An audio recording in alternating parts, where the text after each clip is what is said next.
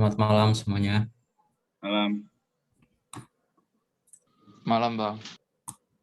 Oke.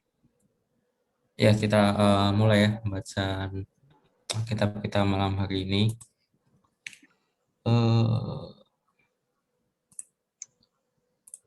Urutannya sudah ya?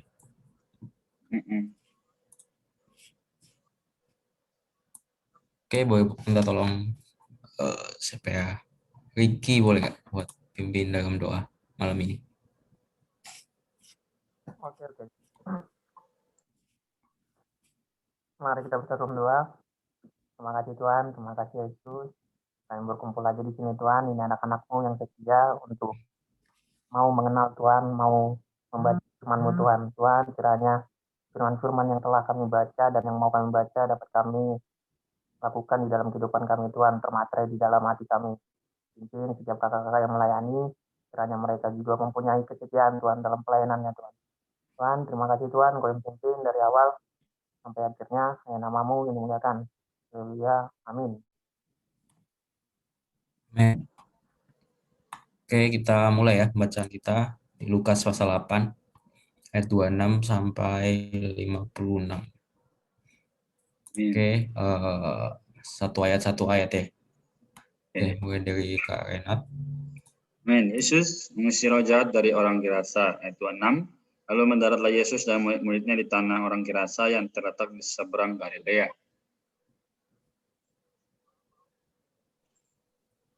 Setelah Yesus naik ke darat, datanglah seorang laki-laki dari kota itu menemui dia. Orang itu dirasuki oleh setan-setan dan sudah lama ia tidak berpakaian dan tidak tinggal dalam rumah, tetapi dalam perkuburan.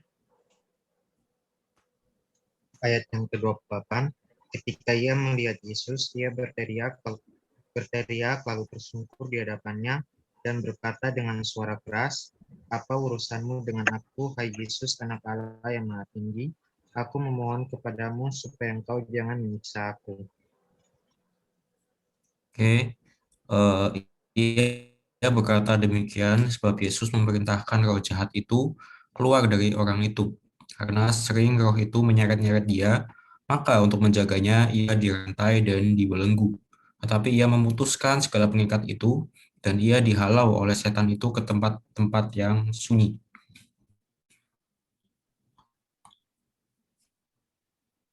Ayat 30, dan Yesus bertanya kepadanya, "Siapakah namamu?" Jawabnya, "Legion," karena ia kerasukan banyak setan. Ayat 31, lalu setan-setan itu memohon kepada Yesus supaya ia jangan memerintahkan mereka masuk ke dalam jurang maut. Ayat 32, adalah di sana sejumlah besar babi sedang mencari makan di lereng gunung.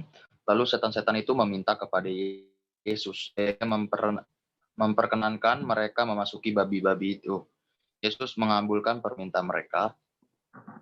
Ayat 33, lalu keluarlah setan-setan itu dari orang itu dan memasuki babi-babi itu.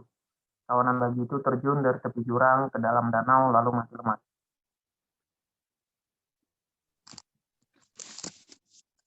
Setelah penjaga-penjaga babi itu melihat apa yang telah terjadi, mereka lari lalu menceritakan hal itu di kota dan di kampung-kampung sekitarnya. Dan keluarlah orang-orang untuk melihat apa yang telah terjadi. Mereka datang kepada Yesus dan mereka menjumpai orang yang telah ditinggalkan setan-setan itu duduk di kaki Yesus. Ia telah berpakaian dan sudah waras, maka takutlah mereka. Ayat 36, orang-orang yang telah melihat sendiri hal itu memberitahukan kepada mereka bagaimana orang yang dirasuki setan itu telah diselamatkan. Ayat 37, lalu seluruh penduduk daerah Gerasa meminta kepada Yesus supaya ia meninggalkan mereka, sebab mereka sangat ketakutan. Maka naiklah ia ke dalam perahu, lalu berlayar kembali. Dan orang yang telah ditinggalkan setan-setan itu meminta supaya ia diperkenankan menyertainya. Tetapi Yesus menyuruh dia pergi, katanya,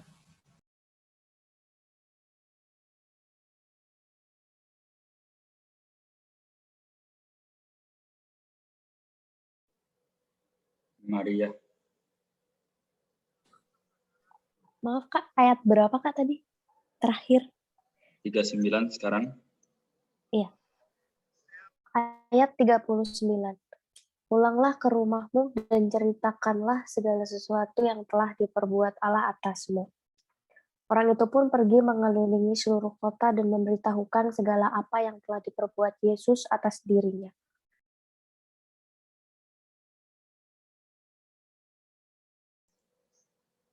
Oke, Devi bisa? Mungkin Devi lagi ini ya, ada jaringan bermasalah, tidak apa, lanjut dulu. Yesus membangkitkan anak Yairus dan menyembuhkan seorang perempuan yang sakit pendarahan. Ayat 40. Ketika Yesus kembali, orang banyak menyambut dia sebab mereka semua menanti-nantikan dia. Oke. Itu udah bisa. Ayat 41. Lalu datanglah seorang yang bernama Yairus, dia adalah kepala rumah ibadat. Sambil sujud di depan kaki Yesus, ia memohon kepadanya supaya Yesus datang ke rumahnya.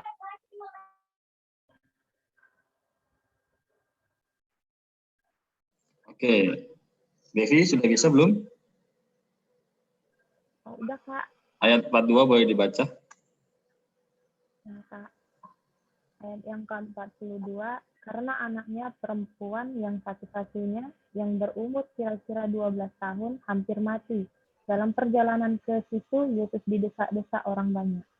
Amin. Saya ya, berarti ayat 43. Adalah seorang perempuan yang sudah 12 tahun menderita pendarahan dan yang tidak berhasil disembuhkan oleh siapapun.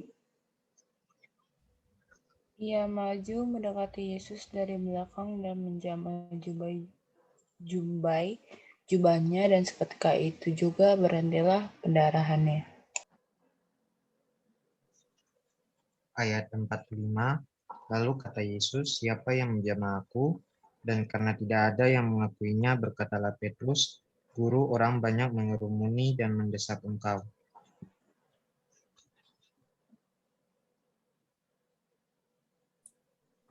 Tetapi Yesus berkata, ada seorang yang menjamah aku, sebab aku merasa ada kuasa keluar dari diriku. Ayat 47, ketika perempuan itu melihat bahwa perbuatannya itu ketahuan, ia datang dengan gemetar, tersungkur di depannya dan menceritakan kepada orang banyak apa sebabnya ia menjamah dia dan bahwa ia seketika itu juga menjadi sembuh. Ayat 48, maka katanya kepada perempuan itu, hai anakku, imanmu telah menyelamatkan engkau, pergilah dengan selamat. Ayat 9. Ketika Yesus masih berbicara, datanglah seorang dari keluarga kepala rumah ibadat itu dan berkata, anakmu sudah mati, jangan lagi engkau menyusahkan guru. Ayat 50, tetapi Yesus mendengarnya dan berkata kepada Yairus, jangan takut, percaya saja dan anakmu akan selamat. Ayat 51, setibanya di rumah Yairus, Yesus tidak memperbolehkan seorang pun ikut masuk dengan diam, kecuali Petrus, Yohanes dan Yakobus dan ayah anak itu serta ibunya. Amin.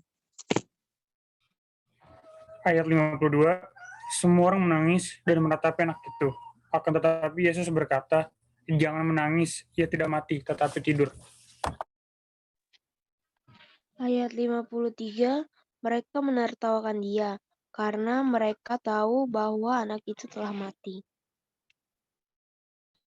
Ayat 54, lalu Yesus memegang tangan anak itu dan berseru, katanya, hai anak, bangunlah. Maka kembalilah roh anak itu, dan seketika itu juga ia bangkit berdiri, lalu Yesus menyuruh mereka memberi anak itu makan. Amin. Ayat 56, dan takjublah orang tua anak itu. Tetapi Yesus melarang mereka memberitahukan kepada siapapun juga apa yang terjadi itu.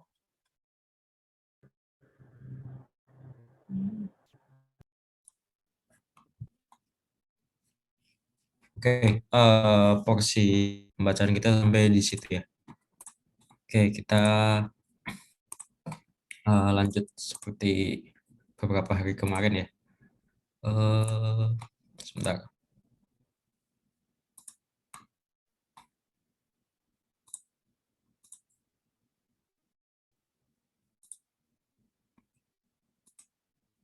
Oke, saya langsung share screen ini deh.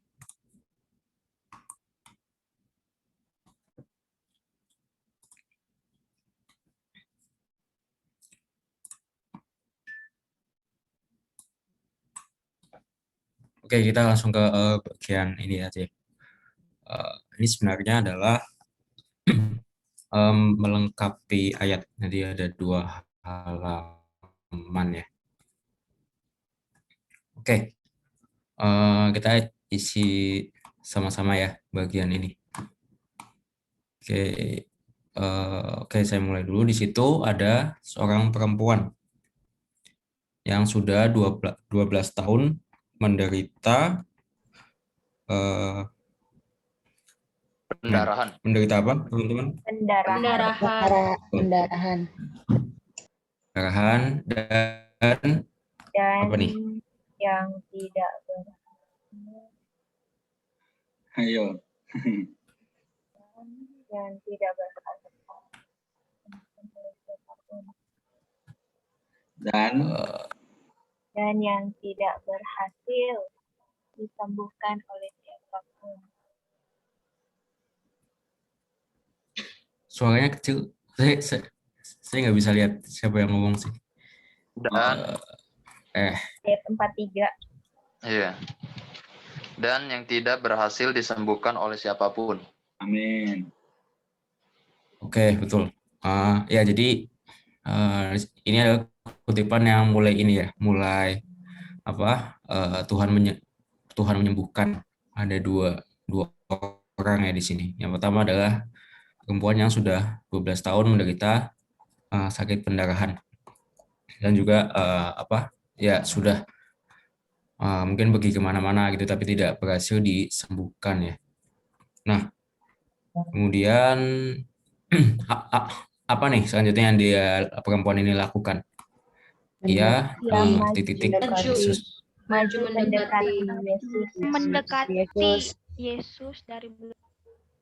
Amin. Oke, ya, dia maju mendekati Yesus dari belakang dan menjamah jubahnya. Oke, ya betul. Jadi yang perempuan ini lakukan adalah pertama mendekati. Maju mendekati Kemudian Yesus dari belakang. Yang kedua adalah menjamah. Amin. Menjamah jubahnya. Ya, kedua adalah dia menjamah. Sebentar, internet saya nggak begitu bagus. Dan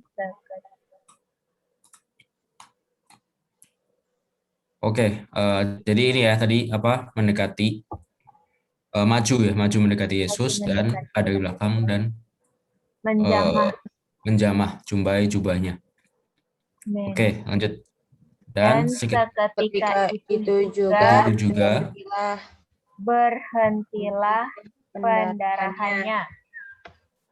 Oke, ya betul. Jadi perempuan yang tadi sudah 12 tahun pendarahan dan nggak sembuh-sembuh ya, walaupun dia sudah ke mana-mana, tapi ya saat Yesus datang dia maju mendekati Yesus, menjamah jubah ya, hanya jubahnya saja, ujungnya seperti itu, dan hasilnya adalah seketika itu juga dia sembuh.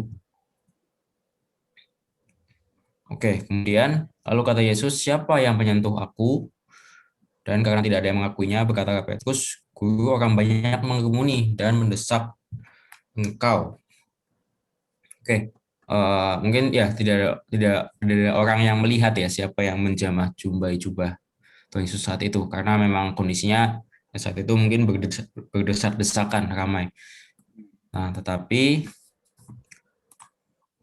ya lanjut lagi. Tetapi Yesus berkata, ada seorang yang menyentuh aku, sebab aku merasa ada kuasa keluar dari diriku. Jadi Tuhan Yesus merasa ya ada sesuatu yang kuasa yang keluar dari dirinya saat ada yang menjamah jubahnya itu. Oke, lanjut lagi. Ketika perempuan itu melihat bahwa perbuatannya itu tawan, lalu apa nih yang terjadi? Ia Datang dengan gemetar. Ya, betul. Dia datang dengan gemetar. Lalu ya, kemudian dia tersungkur ya di depan Tuhan Yesus ini dan menceritakan kepada orang banyak apa sebabnya ia menyentuh dia dan bahwa seketika itu juga ia sembuh.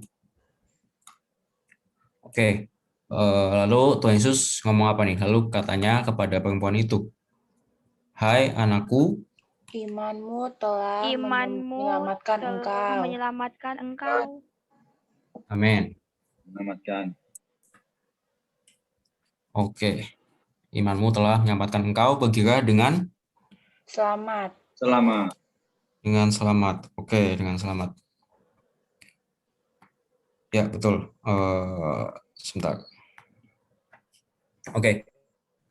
Ya, imanmu telah menyelamatkan engkau dan pergilah dengan selamat. Nah, tapi selamat ini kalau kita lihat beberapa versi lain ya, yang mengacu ke bahasa aslinya, sebenarnya kalau di bahasa Inggris ini adalah peace atau terjemahnya adalah damai sejahtera. Jadi ini seperti kalimat yang Tuhan Yesus katakan di pasal 7 juga ya. Kalau kita ingat apa dua hari lalu kalau nggak salah, Tuhan Yesus juga bilang imanmu telah menyelamatkan, pergilah dengan damai sejahtera. Oke, kalau dari 6 ayat ini yang tadi kita sudah isi apa yang kosong-kosong ini, kira ayat kuncinya yang mana? Atau ayat yang penting? Atau bagian yang penting? Oke, tadi siapa? Raul ya? Ya, 48 ya yang bagian akhir ini ya. Hai anakku, imanmu telah menyelamatkan engkau, pergilah dengan selamat atau pergilah dengan damai sejahtera. Oke. Ya, saya sudah stop share saja.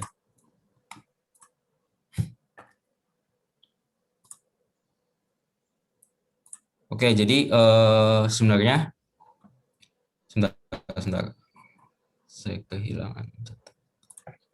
Jadi sebenarnya apa? Tulisan Lukas ya di dalam kitab Injilnya ini juga masih ada urutan yang penting juga gitu. Masih berurutan sampai dari pasal 7 sampai pasal 8 ini juga. Nah, saya mengulang sedikit ya. Kalau di pasal 7 ya kan Tuhan Yesus juga ngomong yang tadi seperti di ayat 48 ya, bahwa iman telah menyelamatkan dan berkira dengan damai sejahtera. Nah, ya jadi kan kalau di pasal 7 itu khususnya mulai dari pertengahan itu kan yang ini kan, peristiwa Tuhan Yesus diurapi dengan minyak ya oleh seorang perempuan yang berdosa. Itu kan dibilang bahwa ya mulainya adalah iman, sehingga dia bisa beroleh pengampunan. Lalu karena beroleh pengampunan, dia mulai bisa untuk mengasihi Tuhan dan akhirnya menempuh kehidupan di dalam damai sejahtera. Nah, kemudian lanjut lagi di pasal 8 awal ya kemarin yang kita baca, mulai menempuh kehidupan yang mengikuti Tuhan, yang melayani Tuhan, juga bertumbuh ya oleh firman dengan tanah hati yang baik. Kemudian juga akhirnya juga mengikuti pimpinan Tuhan, mengikuti jalan yang ditentukan Tuhan dan ya berdasarkan firman-Nya juga ya. Dan ya menempuh itu kan, kalau kemarin kan di atas perahu bersama Tuhan saat Tuhan menghardik angin ribut itu. Nah, lalu ya di bagian yang kita baca hari ini, ya mungkin ada yang bertanya-tanya juga tadi pas Tuhan Yesus itu mengusir roh jahat ya. Nah, kenapa Tuhan mengusir roh jahat ini dan membawanya atau mengusir itu ke pohonan babi gitu kan.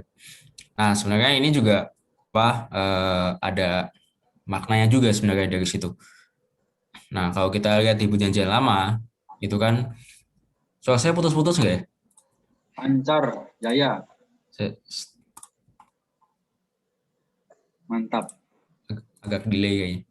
Oke, kalau di perjanjian lama kan ada ini kan peraturan mengenai makanan yang kalau di bahasa Indonesia mungkin halal dan haram.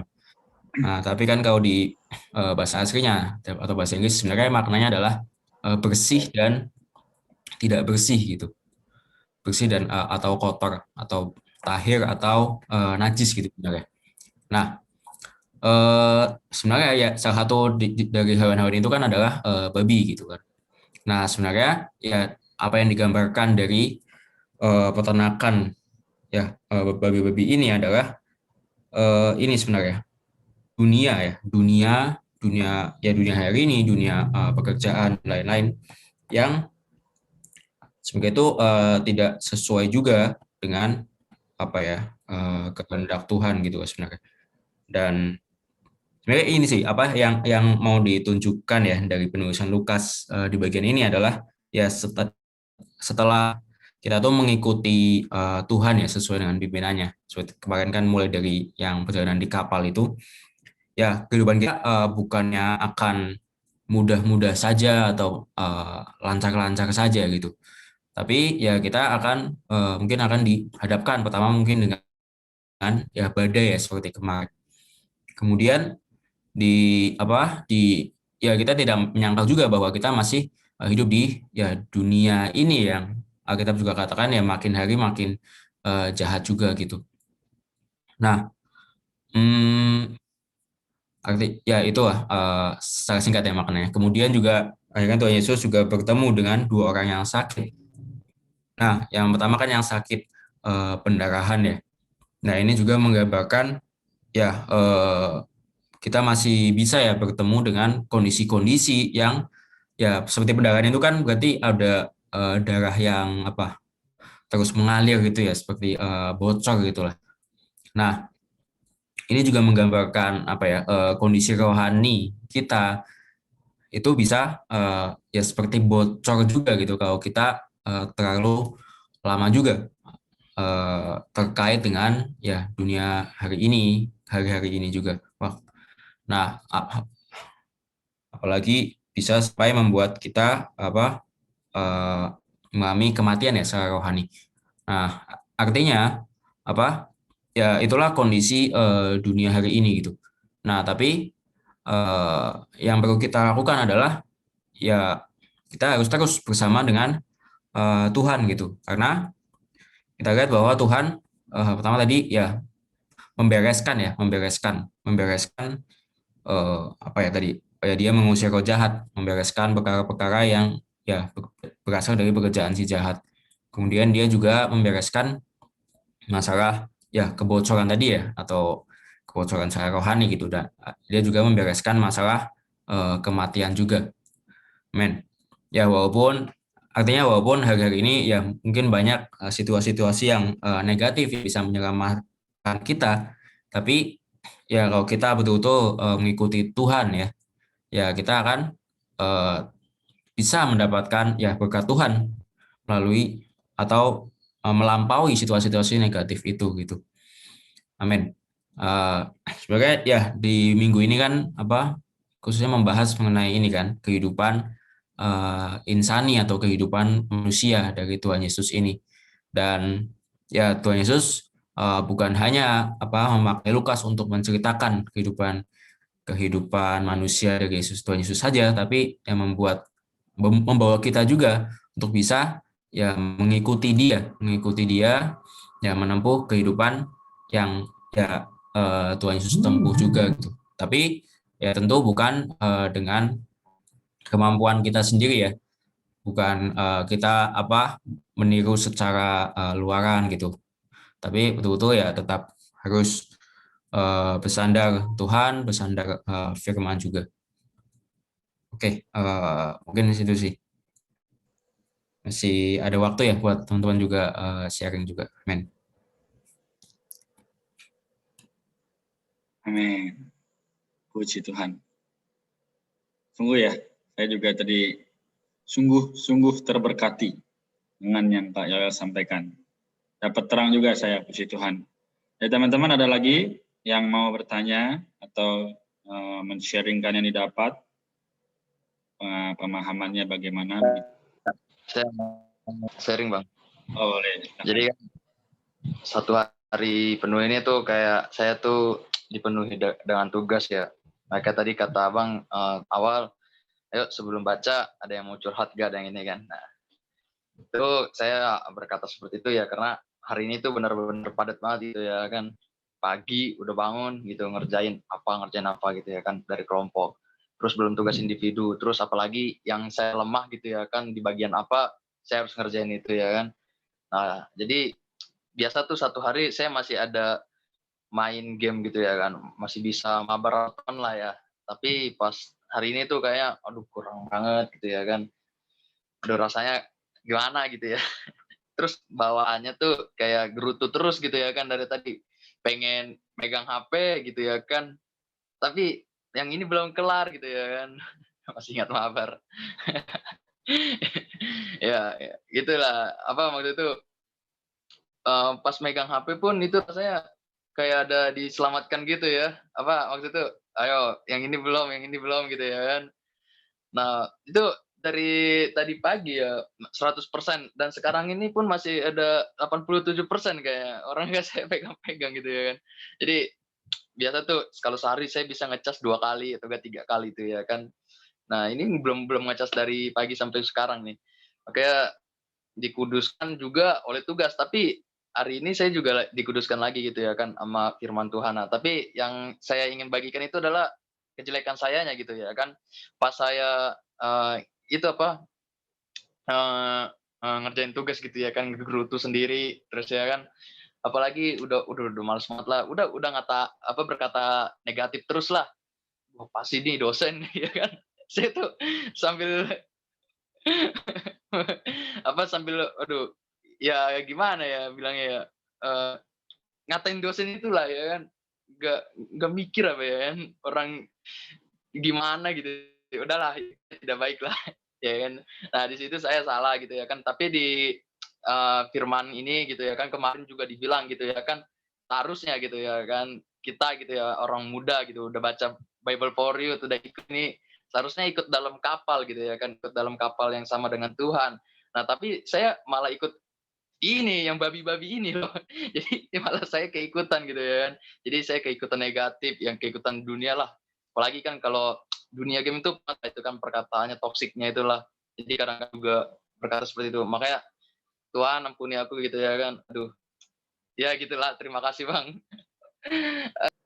Amin. Puji Tuhan. Wah, Raul ya. Jadi mengalami secara realitas ya, secara real firman hari ini dalam kesehariannya. Puji Tuhan, kita juga sangat dikuatkan. Gimana teman-teman yang lain? Mungkin ada pertanyaan atau juga pengalaman yang mungkin nggak jauh beda begitu. Oke, puji Tuhan ya. Amin. Saya mau tanya Bang. Boleh. Masih ayat yang tadi dijelasin sama Kak Yohanes sih. Yang ayat 31 sama 32. Kenapa di situ ditulis Yesus mengabulkan permintaan mereka? Kan Legion minta biar mereka jangan dimasukin ke dalam jurang maut. Terus di ayat 32 Yesus mengabulkan permintaan mereka. Kan Yesus punya kuasa ya tuh buat langsung aja gitu memasukkan mereka kembali ke neraka. Tapi kok Yesus mengabulkan permintaan Legion? Jadinya tuh maksudnya itu kan jelas-jelas setan gitu kan. Kenapa nggak langsung aja dibalikin ke neraka? Kenapa harus dimasukin ke babi? Dan babinya itu malah mati lemas jadinya. Iya. Tapi setannya kemana? Berarti masih di bumi atau gimana gitu Bang? Oke. Makasih Bang. Good question ya. Ayo Yohanes mau coba jawab. Atau Kak Iva. Atau Kak Rodo ya, boleh.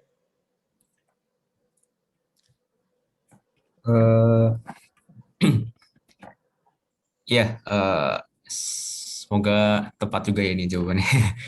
Ya, jadi sebenarnya masalah penghukuman ya dari iblis dan antek-anteknya gitu ya. Itu adalah sebenarnya nanti kalau mungkin di kitab itu ada kata-kata telaga api ya. Nah, jadi sebenarnya gini sih, kalau kita baca kitab Wahyu ya di bagian akhir itu kan mungkin yang sempat udah ikut baca dari tahun lalu kan kita udah sempat masuk kitab Wahyu ya. Itu kan ada Yerusalem baru, langit baru, bumi baru, Yerusalem baru. Kemudian juga ada telaga api. Jadi itu seperti ada dua ujung ya, dan seperti ada dua kesimpulan gitu. Bagian kita yang percaya terhadap Tuhan diselamatkan adalah ya Yerusalem baru, langit baru, bumi baru, Yerusalem baru. Tapi telaga api ini adalah untuk ya iblis dan pasukannya, yang itu adalah penghukuman kekal bagi iblis. Jadi atau yang disebut neraka juga lah secara umum. Nah, jadi memang penghukuman ya untuk iblis dan antek-anteknya itu adalah kelak nanti di telaga api itu, setelah ya mengalami beberapa zaman ya. Kan ada, kalau pernah dengar, ada kerajaan 1000 tahun, setelah itu baru ada langit baru, bumi baru.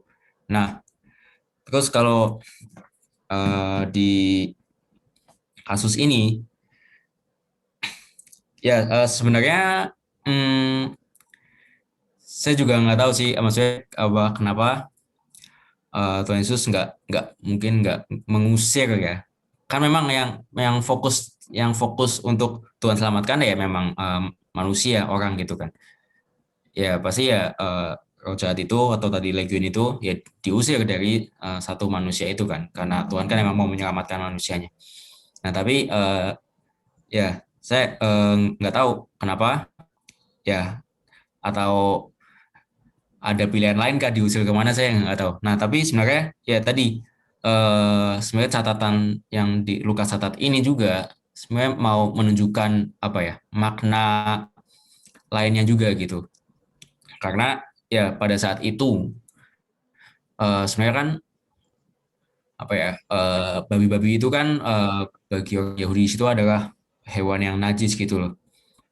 Nah, tetapi kok orang-orang di sana malah beternak sesuatu yang unclean bahasa Inggrisnya ya, atau kotor atau najis itu. Nah, padahal kan ya hewan itu ya tidak sukai atau tidak dikehendaki ya, atau ya menurut kitab perjanjian lama itu. Tapi kok malah diternakan dan menjadi sebuah usaha, mungkin juga untuk menghasilkan uang bagi masyarakat di situ gitu. Nah, sebenarnya ya tadi yang saya dapat juga dari baca satu buku rohani juga ya. Ya ini menggambarkan situasi ya dunia yang ada dari sisi dunia yang memang sudah kotor, najis, dan sangat berpengaruh negatif gitu terhadap kehidupan kita. Nah, tetapi ya itu memang sistem dunia yang ya mungkin orang-orang gunakan ya untuk kepentingan mungkin mencari uang secara yang tidak benar atau bagaimana gitu. Ya gitu sih kurang lebihnya. Jadi kalau mungkin ditanya apakah ada pilihan lain gitu buat saat itu Tuhan Yesus ngusir kemana, ya saya nggak tahu karena kan nggak ada catatan itu gitu. Tapi ya kurang lebih apa yang menjadi maknanya seperti itu sih. Saya mau Makasih, Kak.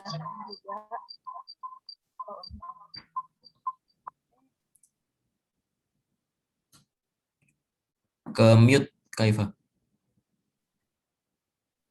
Kenapa Tuhan Yesus sudah boleh? Oke. Kenapa Tuhan Yesus itu mengusir setan ini ke babi-babi? Mungkin tadi sedikit sudah dijelaskan oleh Kak Yoel, tapi yang lebih ditekankan di sini itu tadi yang Maria tanya, kenapa sih setan itu meminta kepada Tuhan Yesus gitu kan? Terus ya kenapa setan-setan ini meminta kepada Tuhan Yesus untuk mengusir mereka itu ke babi-babi. Jadi kalau kita lihat konteks di sini tuh itu sebenarnya ada juga penjelasannya di dalam Matius, tapi sama ayat juga. Tapi Kaifa dapat jawabannya di situ, di mana bahwa sebenarnya setan-setan ini tahu siapa itu ya Tuhan Yesus. Kalau di Lukas di sini pasal 8 ayat 30 menit. Ini itu ayat 2. Kalau di Matius ayat 29, di sini ayat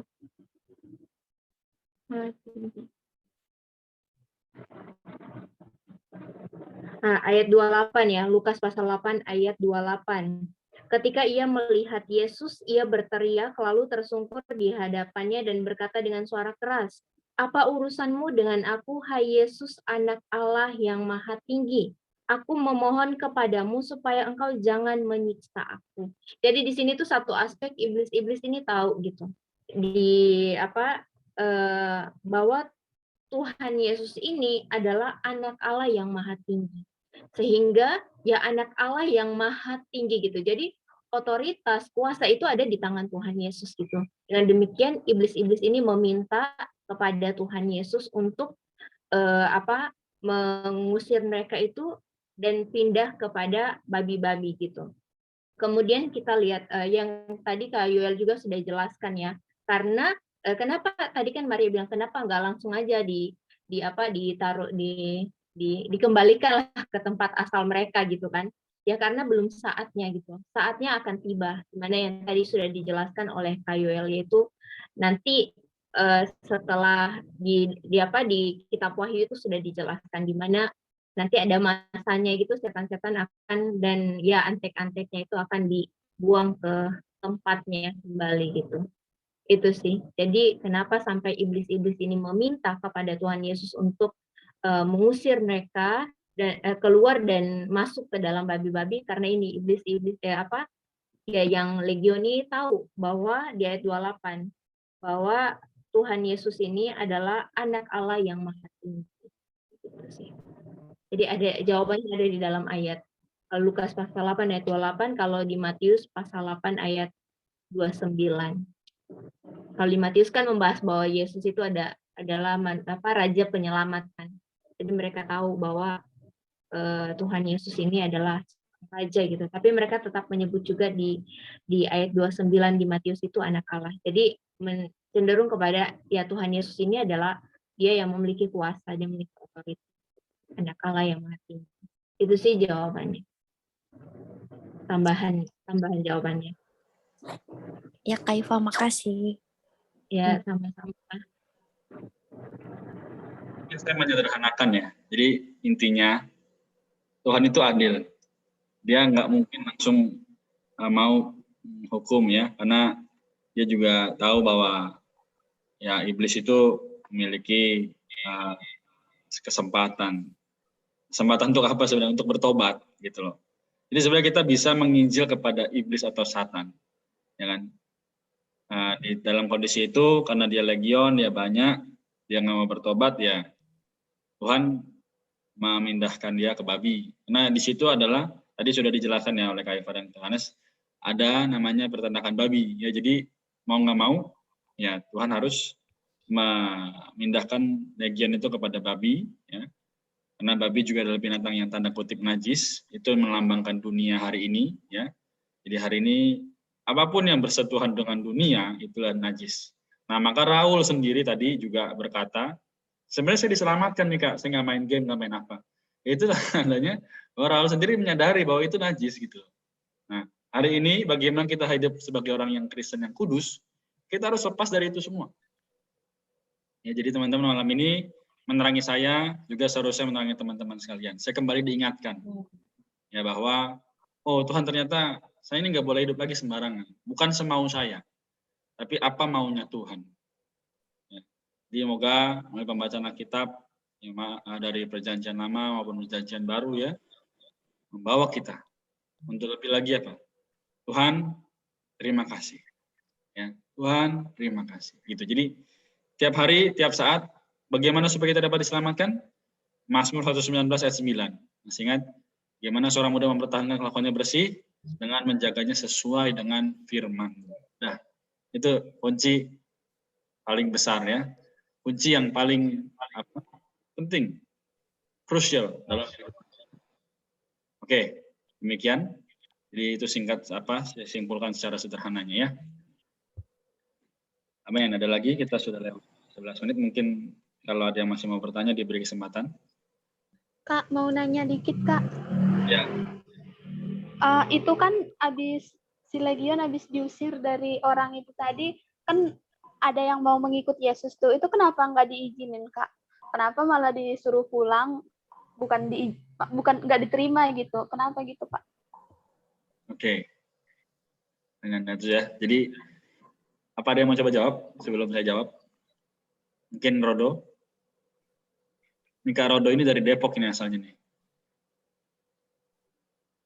Oke, mungkin Depok, Kak. Ya, silakan kalian hat. Oke. Dengar dulu saja ya. Baik. Teman-teman sekarang kita lihat sekarang.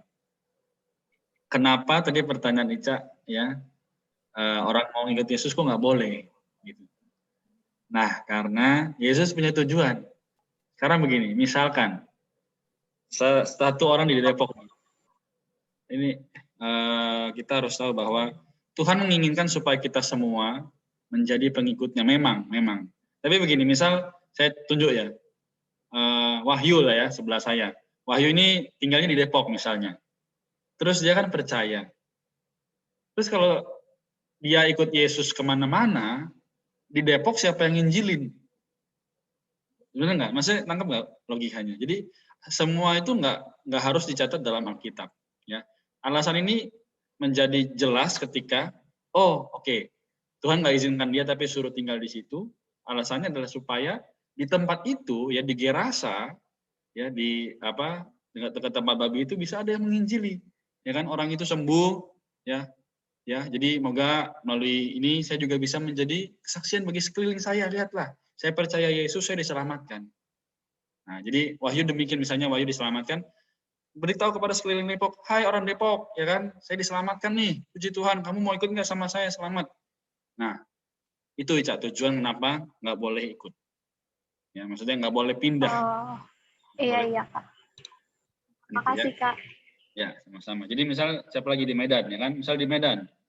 Terus Yesusnya pergi kemana? Ke Kalimantan. Orang Medannya ikut ke Kalimantan. Yang Medan nggak ada yang nginjilin.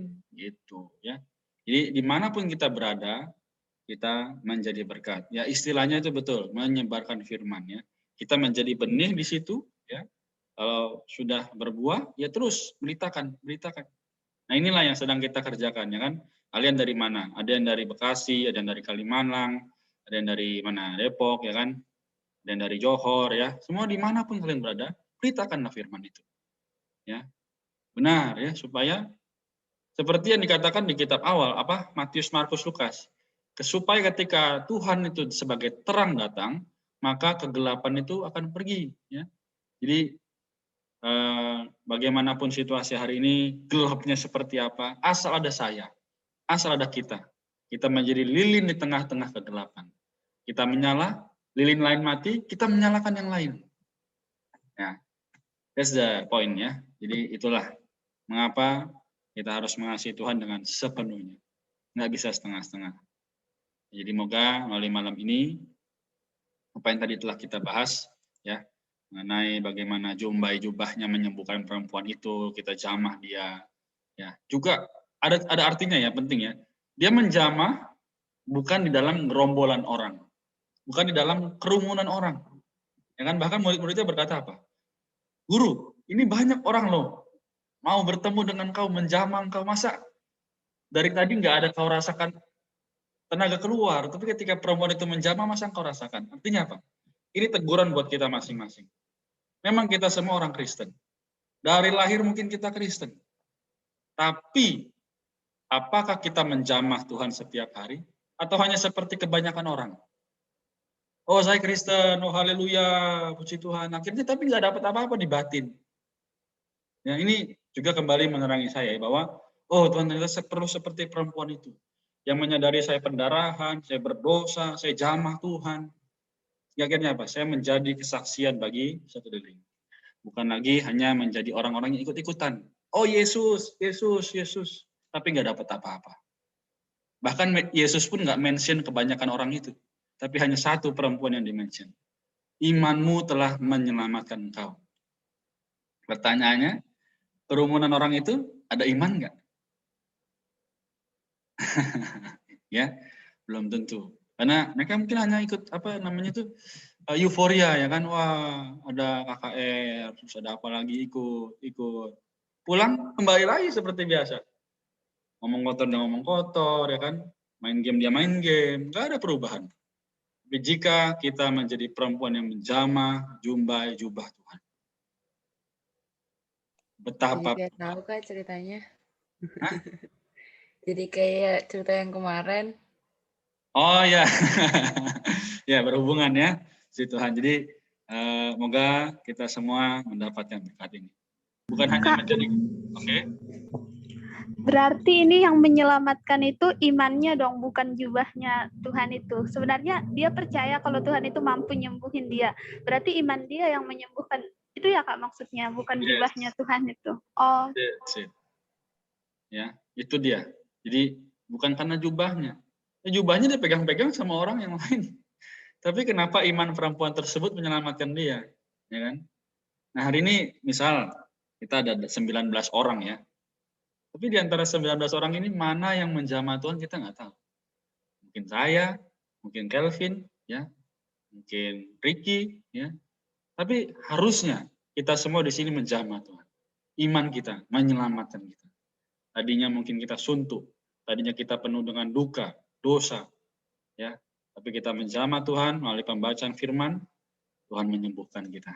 Kita segar, kita menerima seperti hidup baru. Ya, itulah mengapa Tuhan berkata, nanti kitab Yohanes ya, akulah jalan dan kebenaran dan kehidupan. Tidak ada seorang pun yang dapat sampai kepada Bapa tanpa melalui aku. Itu nanti berhubungan semua ya. Jadi kita akan bahas satu persatu, kita nggak bisa langsung bahas semua, karena nanti akan overload. Demikian. Amin ya, puji Tuhan. Jadi jika masih ada kesempatan, marilah kita memberitakan firman. Baik tidak baik waktunya. Baik lagi kitab Timotius. Ya, semua berhubungan. Amin. Puji Tuhan ya. Kita sudah lewat 10 menit Aku ya. boleh nambahin Oke, Ricky terakhir ya. Oke. Tadi aku tadi yang nanya siapa? Yang tentang setan itu. Setelah aku baca ulang kayak yang itu Legion. Nah, setelah aku baca ulang kayak aku dapat gitu. Di situ dikatakan iblis memohon kan. Nah, yang aku dapatkan itu adalah Tuhan itu kasihnya yang sangat besar gitu. Iblis saja dikabulkan permohonannya. Apalagi kita anak-anaknya gitu kan. Baru yang bisa kita dapat dari perkataan iblis, di situ dia ada 3 kali meminta permohonan. Yang pertama dia 28, aku memohon kepadamu supaya engkau jangan menyiksa aku. Yang kedua, setan itu memohon kepada Yesus supaya jangan memerintahkan mereka masuk ke dalam jurang maut. Yang ketiga, meminta kepada Yesus supaya ia memperkenankan mereka masuk di babi-babi itu. Baru Yesus mengabulkannya kan gitu kan. Nah di situ aku tarik pada diriku sendiri kan, merasa tertegur sendiri. Aku sendiri kalau minta mohon sama Tuhan itu kayaknya sekali cukup gitu, 2 kali cukup. Nah di sini si iblis aja sampai 3 kali gitu. Nah itu jangan sampai kalah sama si iblis lah. Aku dapat kayak gitu. Iblis aja meminta 3 kali gitu. Masa kita hanya meminta sekali 2 kali? Gitu sih. Thank you. Itu aja yang mau aku share. Ya, si Tuhan Ricky mention hal itu ya. Jadi Ricky ini nanya apa bagi sharing nih? Sharing tadi ya? Sharing. Oke, puji Tuhan ya Ricky. Sangat mencelikan mata kita ya. Dan yang paling penting adalah tadi sebenarnya ada kurang satu hal, yaitu iblis aja untuk ngapa-ngapain dia minta izin.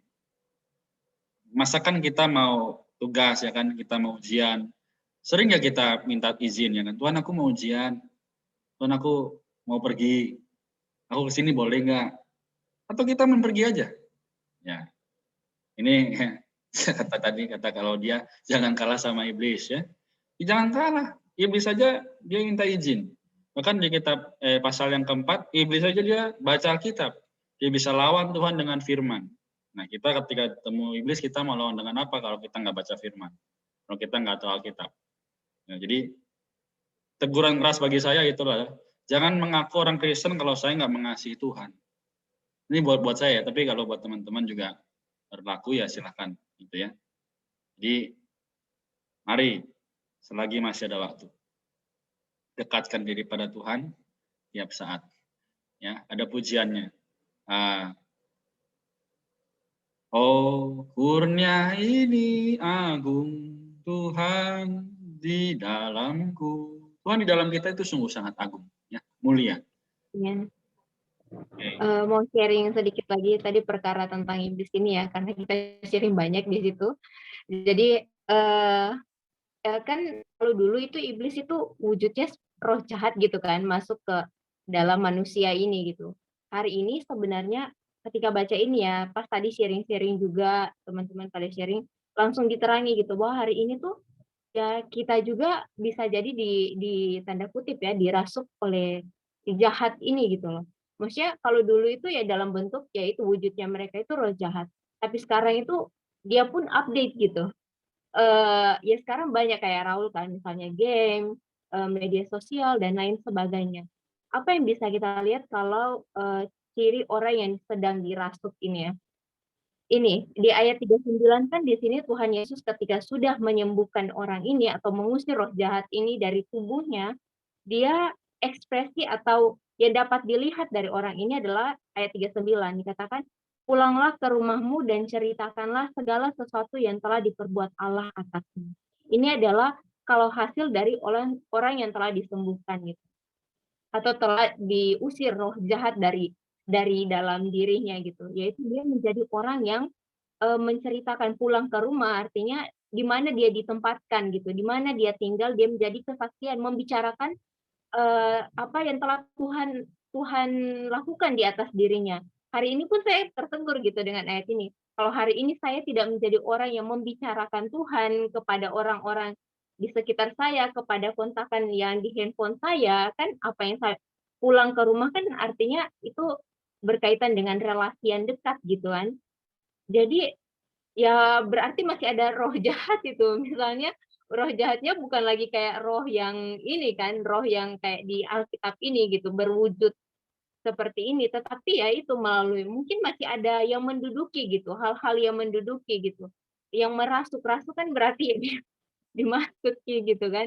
Misalnya itu kayak media sosial atau ya mungkin pekerjaan gitu kan, apa namanya, pendidikan memang penting gitu kan. Tetapi kalau hal-hal ini yang merasuki, yang menduduki, mengambil alih Tuhan di atas diri saya, ya saya akan menjadi orang yang tidak akan mampu membicarakan Tuhan kepada teman-teman yang seribuan lebih di handphone saya, kepada keluarga saya, kepada orang-orang terdekat saya gitu. Jadi puji Tuhan biarlah apa yang harus dilakukan gitu ketika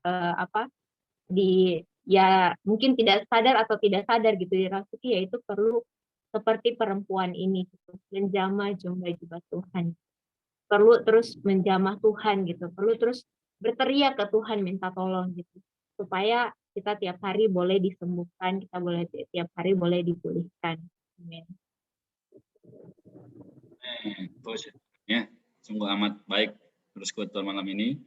Dan jangan kalah, harus menang. Demikian ya. Jadi silakan Kak Yohanes menunjuk siapa yang harus berdoa.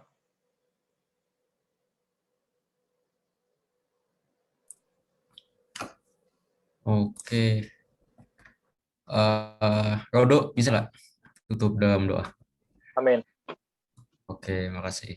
Saya matiin kamera nggak apa-apa ya saudara? Sinyalnya kurang baik. Ya. Mari kita berdoa ya saudara-saudari. Tuhan, terima kasih Tuhan.